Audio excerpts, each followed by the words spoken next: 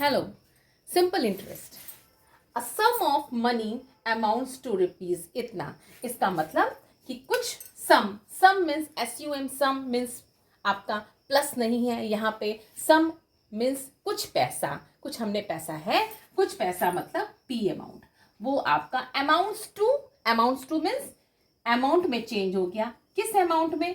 2900 में। ओके, कितने ईयर्स, कितने टाइम में, कितने टाइम का ड्यूरेशन कितना है? 8 ईयर्स में। ओके, एंड सेम अमाउंट 3000 हो गया। सेम अमाउंट हमारा 3000 हो गया कितने ईयर्स में? 10 ईयर्स में। Okay, at the certain rate, it means कि दोनों में रेट जो है वो R है, सर्टेन रेट है। Okay, find the rate of interest. अब जो दिया है क्वेश्चन में उसको हम पहले सॉल्व करते हैं। आपको यहाँ पे सिंपल इंटरेस्ट से, क्योंकि इंटरेस्ट अगर लिखा है तो सिंपल इंटरेस्ट है, आप सबसे पहले इसमें इसका सिंपल इंटरेस्ट और इसका सिंपल इंटरेस्ट निकालेंगे। दोनों का डिफरेंट होगा क्योंकि ये 8 साल के लिए और ये 10 साल के लिए है। तो पहले वाले का अगर हम मानते हैं कि इसका हमारा जो सिंपल इंटरेस्ट है वो SI1 है और दूसरे वाले का SI2 है। So what will be SI1? SI1 is PRT. Time is what? 8 upon 100. And SI2 is what? SI2 is what? PR10 upon क्या? 100. ओके, इतना क्लियर हो गया। ये हमारा SI1 है, SI2 है। अब यहाँ पे हमें निकालना जो है वो रेट ऑफ इंटरेस्ट निकालना है, इसका मतलब R निकालना है। अब यहाँ थोड़ा सा माइंड यूज करते हैं। क्या? अगर हम इन दोनों इक्वेशंस को हम डिवाइड कर दें, ठीक, अगर हम इन दोनों इक्वेशन को डिवाइड करते हैं, ये इक्वेशन 1 है, ये इक्वेशन 2 है। ओके, सो SI1 अपॉन, डिवाइड करने का दिमाग में क्यों आ रहा है? क्योंकि हमको लग रहा है PR कैंसिल हो सकता है। सो PR 8PR upon 100 upon 10PR upon 100, ये कैंसिल, R से R कैंसिल, P से P कैंसिल, 2 4 8 और 2 5 7। सो SI1, 5 SI1 is equals to 4 SI2. And what is SI1? SI1 क्या है? SI1 simple interest of condition 1। तो आपको पता होना चाहिए, कि क्या आपका अमाउंट जो होता है वो होता है प्रिंसिपल प्लस SI। ठीक है, प्रिंसिपल प्लस SI।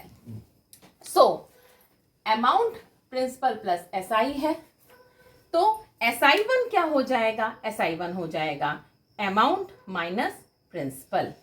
ठीक, ये हमारा पहला अमाउंट है और ये आपका हो जाएगा दूसरा अमाउंट,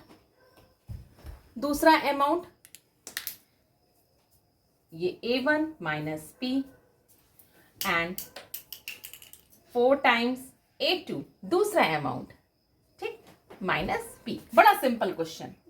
अब A1 क्या है? पहला A1, this is our A1 and this is our A2। Okay, तो 2900 minus P is equal to 4 times 3000 minus P। अब आपको सिंपली इस इक्वेशन को सॉल्व करना है। तो 9 पन्ना 45 का 5, 5 दूनी 10, 45 का 4, 5 दूनी 10, 4 14, 5 9 जा 45, 5 4, 5 2 जा 10, 10 plus into minus 5P. Okay, and this is 12,000 minus 4P. Okay, 14500, ये 12,000 किधर आएगा भाई? ये 12,000 आपका इस साइड आ जाएगा, ठीक है, और 5P उधर जाएगा, तो 5P minus 4P is equal to P। Okay, इसको हमने सब्ट्रैक्ट किया, 0 0 5 and 4 minus 2 is 2 and this is principal. ये देखिए यहाँ पे आपका प्रिंसिपल आ गया। ओके, अब देखिए आपका जब प्रिंसिपल आ गया तो आप किसी भी इक्वेशन से आप निकाल सकते हो क्या? Rate of interest. जब प्रिंसिपल आ गया तो आप इस इक्वेशन में भी, जब प्रिंसिपल हमारा आ गया तो आप A1 माइनस, भाई जब देखिए जब हमारा प्रिंसिपल आ गया 2500, तो आप देखिए अगर पहली इक्वेशन से A1 आपको पता है, A1 is equal to principal plus SI होता है, SI1। तो इससे देखिए आपका A1 कितना है, A1 है आपका 2900। प्रिंसिपल अमाउंट नहीं पता, निकाल लेते हैं। प्रिंसिपल आपका निकाला है आपने, प्रिंसिपल कितना है 2500, ठीक, और प्लस SI1 की वैल्यू कितनी आ गई यहां से, SI1 इज व्हाट 400।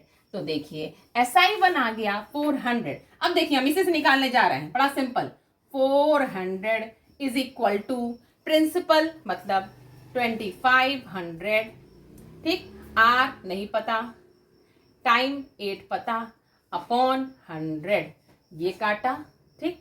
तो देखिए इससे क्या आ गई हमारी, इससे निकाल लीजिए 400 upon 25 into 8 is equal to rate of interest. Solve कर लीजिए इसको, कितना आ जाएगा, 100 से 100 कैंसिल, 25।